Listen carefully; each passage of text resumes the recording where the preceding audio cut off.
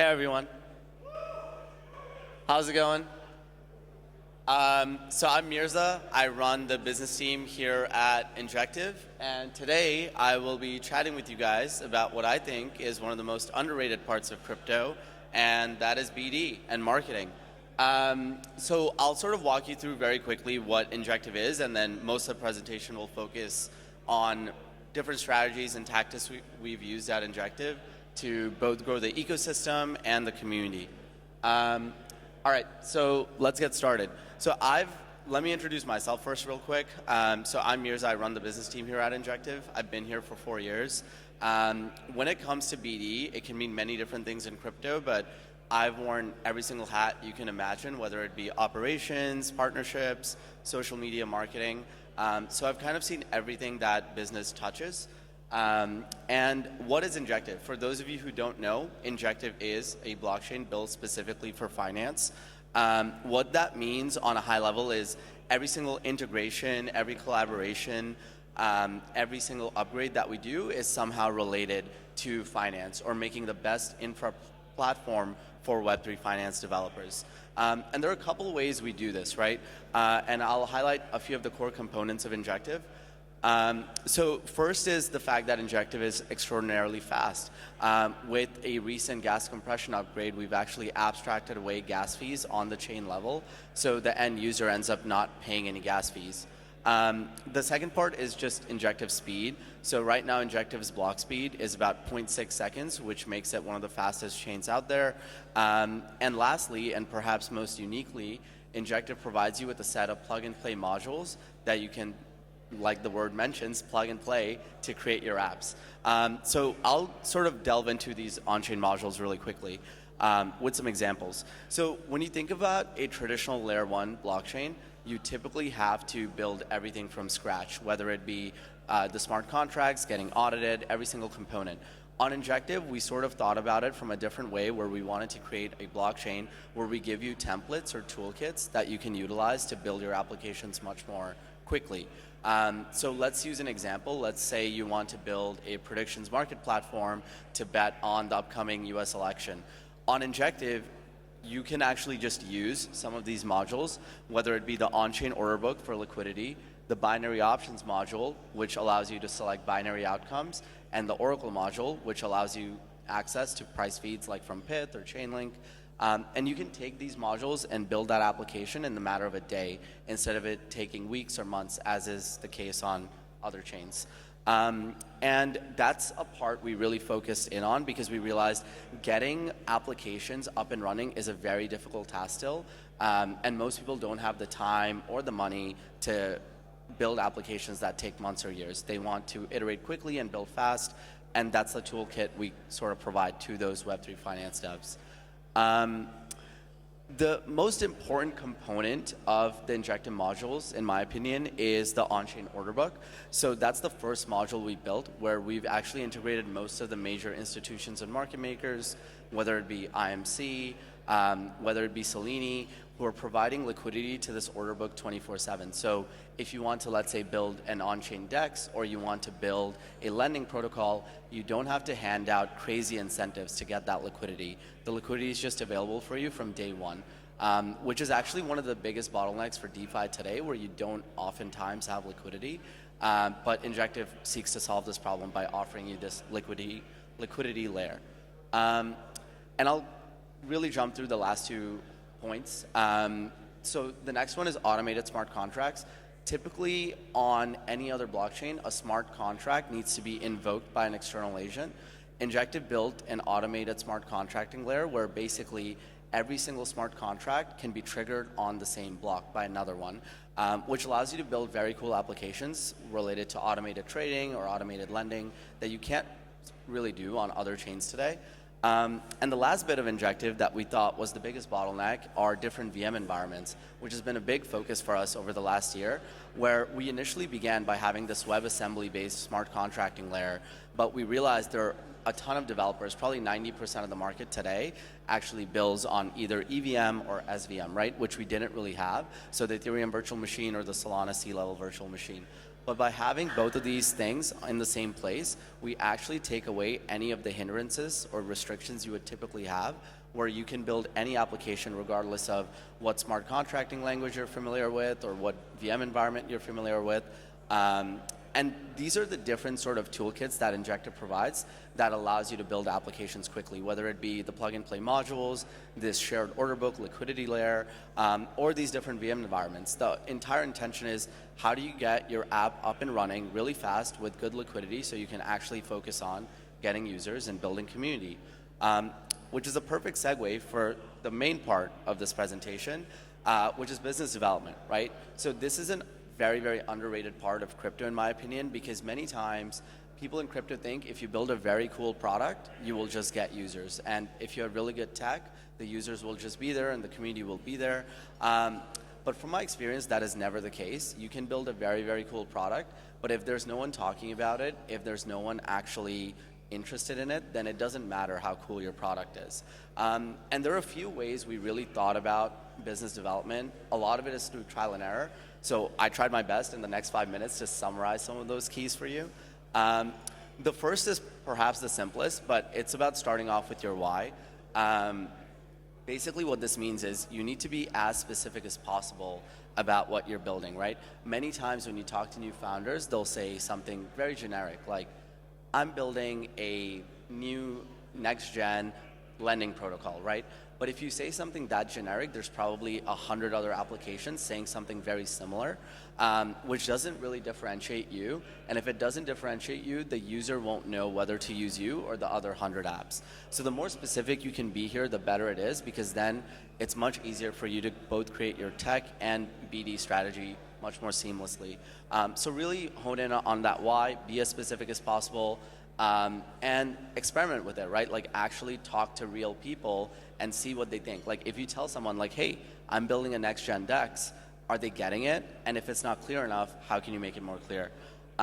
Which brings me to my next point, which I think is the most important part of business development, which I think is community building, right? So crypto is very different, in my opinion, from Web 2 or any other industry, because your community is typically your user base and vice versa, right?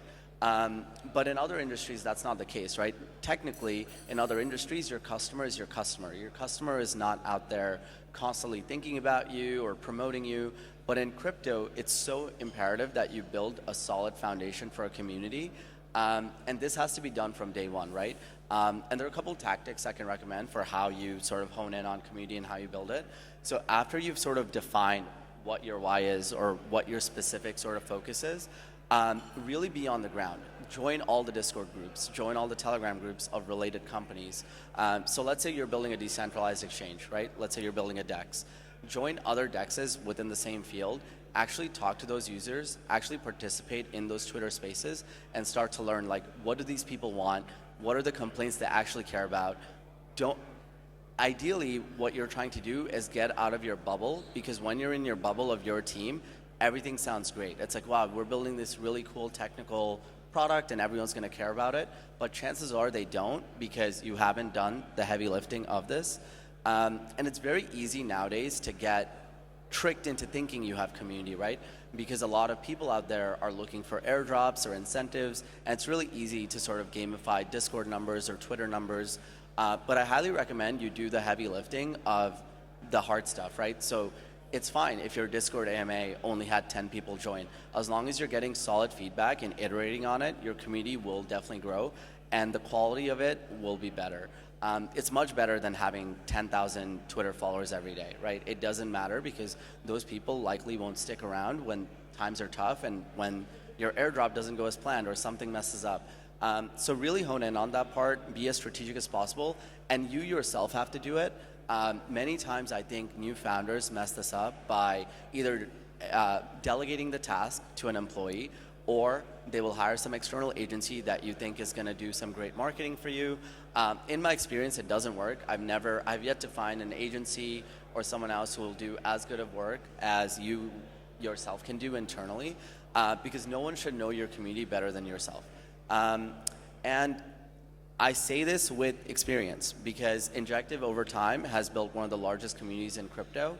Right now, just across socials and active community members, we have over 700,000 people. We also have built one of the largest ambassador programs out there. We launched this about a year and a half ago, and right now it has over 200,000 people. These are people all around the world building everything from different projects on Injective, creating new artwork on Injective, creating tweets about Injective. But it only worked because we were on the ground listening to them, talking to them, and slowly tacking on new strategies to grow the efforts. I would say one of the most important parts of this is localization. Doing simple things like making sure your website is actually available in the languages you care about, because crypto is such a global industry from day one that you can't be too niche, right?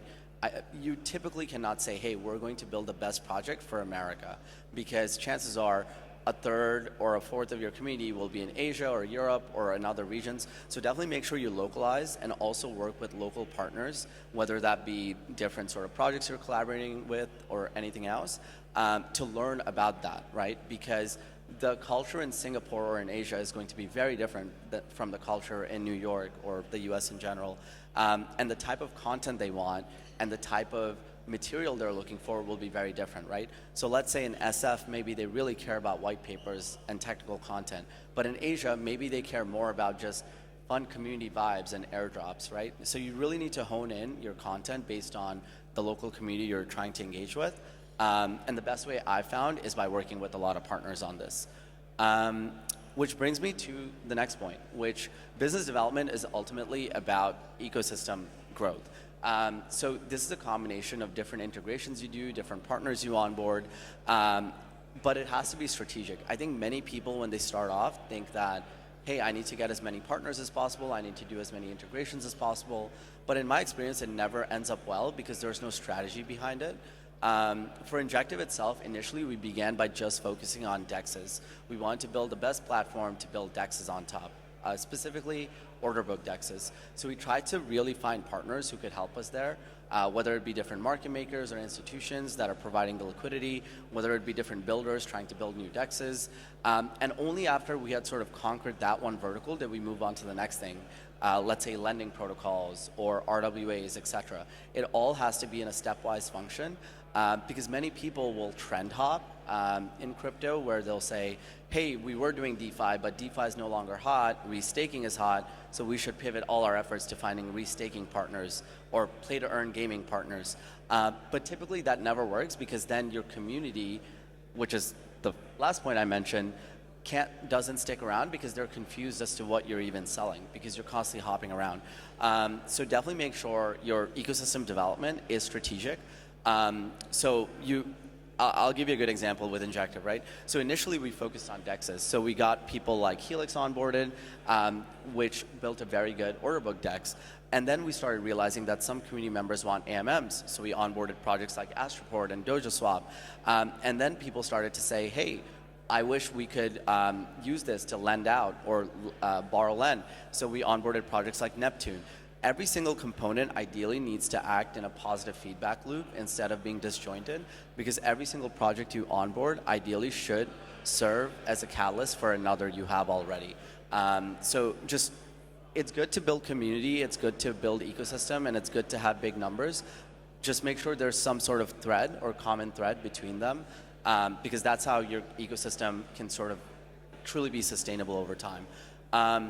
And this is sort of the ecosystem we built, and it took 4 years, but each one only worked because we focused and honed in on what we needed, right? So when we were focused on DEXs, we really focused on getting institutions because we need liquidity, we need market makers. After we had liquidity and market makers, then it's really about, okay, what does our community want? And that was lending protocols, or that was RWAs or tokenization, but it only worked because we were listening to the community, iterating on that feedback, and then slowly onboarding people. And it's also fine to say no. I think that's the biggest takeaway. There's so many projects in crypto, and many times it won't make sense. For us, for instance, metaverse or gaming projects never really made sense, so we never did it.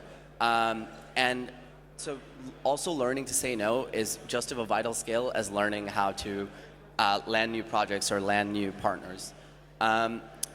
Which really brings me to a very imperative point that I think people in crypto miss out on. I think many times people prioritize tech, or many other projects do prioritize BD, although it is very little. but very few projects have found a perfect combination of both. Many times teams will work in silos, like tech team is in one direction, marketing team is in another direction, and things are just disjointed. So just make sure you internally, everyone's on the same page.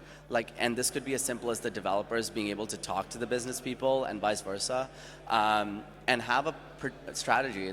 If you're going after DEXs, make sure your product, engineering, and other teams are actually focused on that.